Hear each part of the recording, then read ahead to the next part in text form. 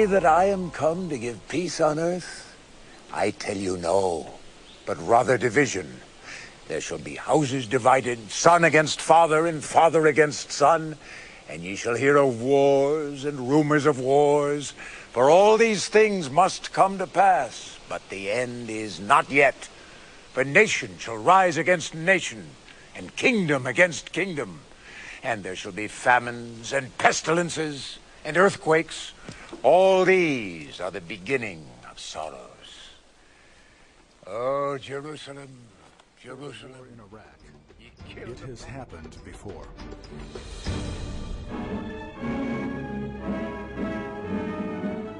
Fort Rutbard on the oil pipeline from Kirkuk was occupied by Rashid Ali's forces at the beginning of May.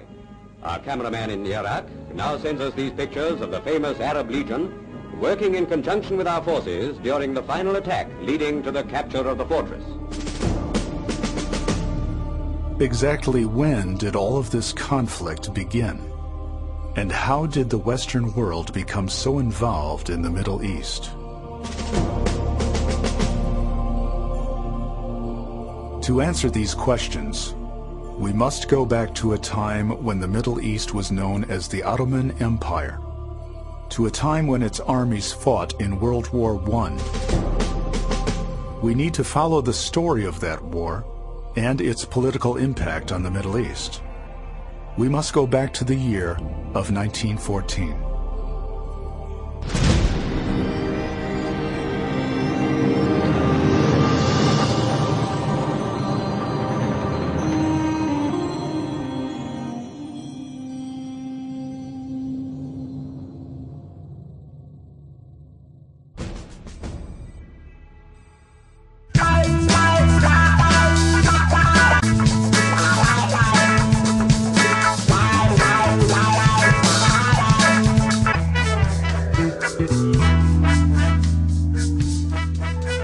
Strong opposition of Arab nationalists.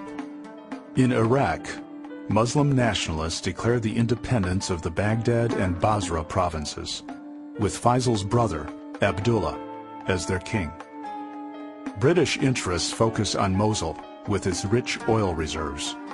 Although it's mainly populated by Kurds, London works on a plan to make it part of the Iraqi nation. Complicating the matter further is the fact that most of the 2 million Muslims in the region belong to the Shia sect. One British expert, Arnold Wilson, warns that the Shias will never accept domination by the minority Sunni Muslims. Gertrude Bell, another Arab expert, works on a plan to unify the fragmented Muslim cultures of Iraq into a single Iraqi nation. An American missionary warns her, "You are flying in the face of 4 millenniums of history if you try to draw a line around Iraq and call it a political entity." By the spring of 1920, Arab raiding parties infest the Iraqi desert, taking British troops hostage and killing them. By mid-August, the Arab rebels declare a provisional government. The Times of London questions the wisdom of spending millions of pounds in Iraq and Iran in support of what it calls the foolish policy of the government in the Middle East. Why they hate us. So he says, they hate us because we champion a new world order of capitalism, individualism, secularism, and democracy that should be the norm everywhere. That's why they hate us. Now, beyond that, there are other problems. We certainly want to reduce the level of terror, certainly not escalate it. There's one easy way to do that, and therefore it's never discussed, namely stop participating in it. That would automatically reduce the level of terror enormously.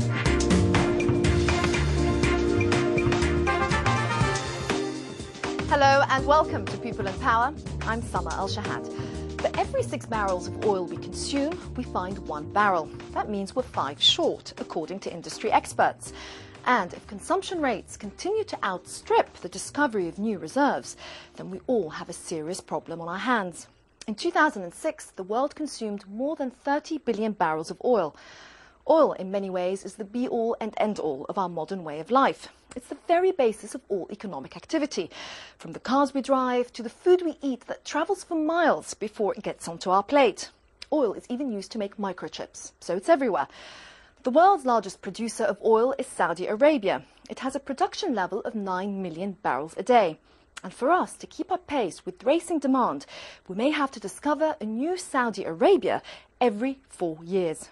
So, has oil really peaked? And is it all downhill from here? Max Kaiser went to the desert in search of answers. La la la la. Yes, thanks to cheap oil, we can do things today we could never do 50 years ago as part of this new globalized world, like ice skating in the middle of the desert.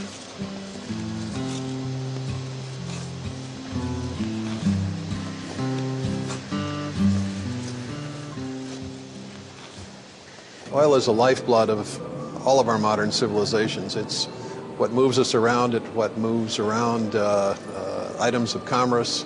It's essential to everything that we do. And so without having adequate supplies of oil and having oil prices go much, much higher than we have right now, the world is headed for a lot of trouble.